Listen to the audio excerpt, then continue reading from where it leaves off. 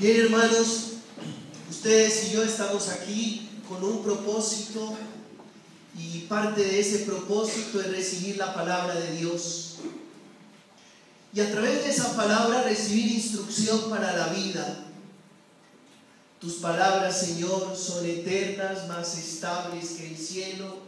Señor, solo tú tienes palabras de vida eterna. ¿Alguna vez Jesús comenzó a ver que los discípulos se iban a patraciar y les dijo: muchachos, ustedes se quieren ir, sienten que esto está duro, sienten que la propuesta es complicada?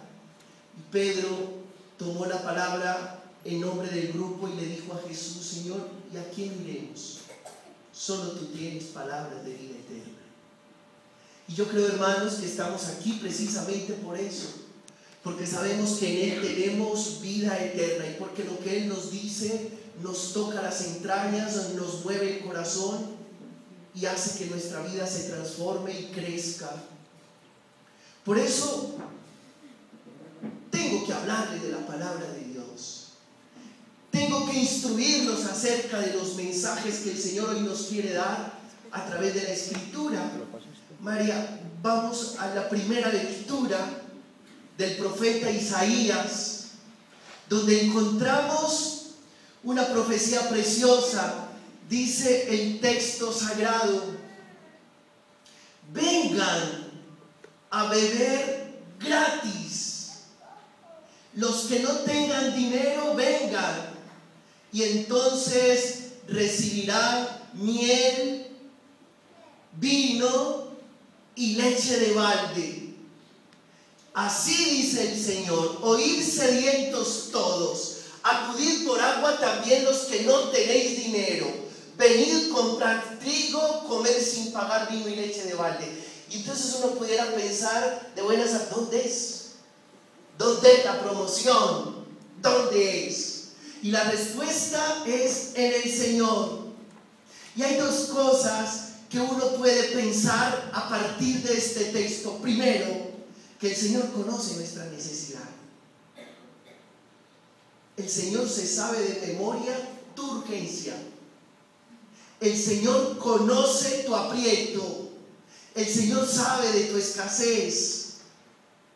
Porque uno pudiera pensar también: el Señor, ¿cómo andará de ocupado? ¿Y para qué le pongo más problemas? Y mucha gente en algún momento lo ha pensado: ¿qué me va a hacer caso? ¿Cuántos problemas tendrá por resolver? El mío es insignificante comparado con otros problemas y con otros temas difíciles de la vida humana. ¿Y quieren que les diga algo? El Señor sí está muy ocupado, pero la ocupación del Señor eres tú. Y eso es muy reconfortante, escucharlo, saberlo, creerlo y sentirlo. Dios sí está muy ocupado, pero está muy ocupado contigo, porque a Él le importa lo que a ti te está pasando, porque a Él le interesa tu necesidad. Él está interesado en tu necesidad. Y eso ojalá ustedes nunca lo olviden. Independiente que seamos 6.000 millones de habitantes en este planeta, Dios tiene corazón para cada uno y está disponible para cada ser humano, porque es Dios. Él es Dios. No es como nosotros, que más de 3 asuntos nos invaden y nos sobrepasan. A Dios no le pasa eso.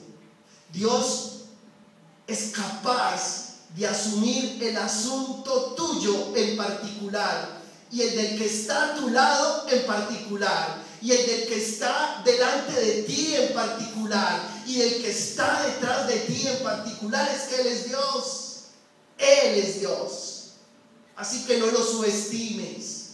No te imagines ni se te ocurra pensar que Dios está ocupado con otros. Está ocupado con todos, y a cada uno le presta el debido cuidado, a la manera de Él y al tiempo de Él.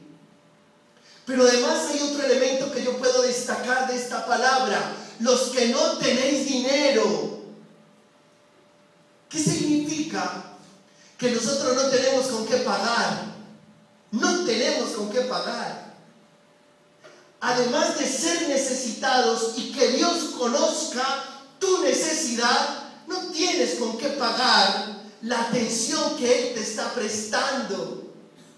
Hay un salmo precioso que dice: si quieren después de mí, ¿cómo pagaré al Señor? ¿Cómo pagaré al Señor Todo el bien que me ha hecho. todo el bien que me ha hecho? Alzaré la copa de la salvación, Alzaré la copa de la invocando salvación, su nombre. invocando su nombre. Hagamos una profesión de fe aquí improvisada. Levante la mano el que siente que no tiene con qué pagarle a Dios. ¿Listo? Profesión de fe. No tenemos cómo pagarle. Por eso lo que recibimos de Él es vino y leche de balde, gratuitamente, porque al Señor no tenemos con qué pagar. Pero hay otro mensaje que me llama poderosamente la atención de esta misma palabra, María, de esta misma palabra. Continuemos el texto y dice: ¿por qué gastáis dinero en lo que no alimenta y el salario en lo que no da altura? Pero más que pensar en temas financieros o en tema económico, pensémoslo en la vida.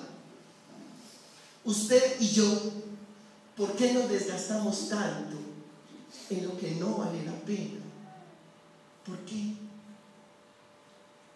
Y es una denuncia que el Señor hace en su momento cuando fue escrito este texto y cuando el Señor se lo inspiró al profeta. Pero es una denuncia válida para el hombre de hoy. ¿Por qué te desgastas tanto en tonterías? Y yo lo pudiera volver 3 preguntas. ¿Por qué tanta prisa? ¿Por qué tan enojado? ¿Por qué tan molesto? ¿Por qué? Y si nos ponemos a hacer bien las cuentas, nuestras prisas, corremos más de la cuenta por lo que no vale la pena. Y nos enojamos más de la cuenta por lo que no vale la pena. Y sufrimos más de la cuenta por lo que no vale la pena. Mis hermanos, cuando uno corre más de la cuenta por lo que no vale la pena, cuando uno sufre más de la cuenta por lo que no vale la pena, y cuando uno se enoja más de la cuenta por lo que no vale la pena, podemos sacar una conclusión: no estás sabiendo vivir. No. Te enojas por todo, pero ¿por qué? Corres por todo, pero ¿por qué? Sufres por todo, ¿por qué? Entonces estamos haciendo mal uso del recurso humano y no estamos canalizando las energías y no estamos haciendo el acento donde tendríamos que hacerlo. Por eso esta palabra es preciosa. ¿Por qué? Porque terminamos gastando el salario en lo que no alimenta, y eso significa que nos terminamos estresando por lo que no vale la pena. Y entonces que esta palabra ilumine nuestra vida y nos permita comprender cómo canalizar el recurso y dónde hacer los acentos.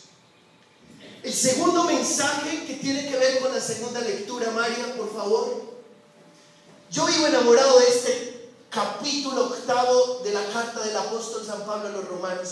Algún día que usted tenga buen tiempo y quiera invertirlo de manera importante en algo o en alguien, abra su Biblia, busque el capítulo 8 de la carta del apóstol Pablo a los Romanos, y allí va a encontrar unas perlas preciosas. Una de las perlas preciosas, esta: ¿quién podrá apartarnos del amor de Cristo? La aflicción, la angustia, la persecución, el hambre, la desnudez, el peligro, la espada. Buena lista. Y me quiero quiero quedar en el tema del hambre. ¿Quién podrá apartarme del amor de Cristo? ¿El hambre? Pues bien, hermanos, cuando uno tiene hambre, cuando uno está escaso, cuando hay aprieto en la vida, es posible dos caminos, o son posibles dos caminos. Primero, que ante la escasez usted reniegue, se moleste, culpe a Dios y tome distancia. Ese no es el caso nuestro. El segundo camino, que ante la escasez, el aprieto, la prueba, la aflicción, la desnudez o el hambre, usted se aferre decididamente a Dios, porque la tiene clara y porque sabe que nada ni nadie lo podrá apartar del amor de Dios. Y este segundo camino es el que el Señor nos inspira a través de esta palabra. Si estás pasando por la escasez, si hay hambre, desnudez o aflicción en tu vida, no se te ocurra el primer camino, porque te pierdes. Ojalá se te ocurra el segundo camino, porque te encuentras que nada ni nadie te separe del amor de Dios. Que ninguna prueba, por grande que parezca, te separe del amor de Dios o te haga dudar de lo mucho que Dios te ama. Porque cuando las pruebas nos hacen dudar de lo mucho que Dios nos ama, entonces la prueba puede ser del enemigo y el enemigo ha cumplido su misión.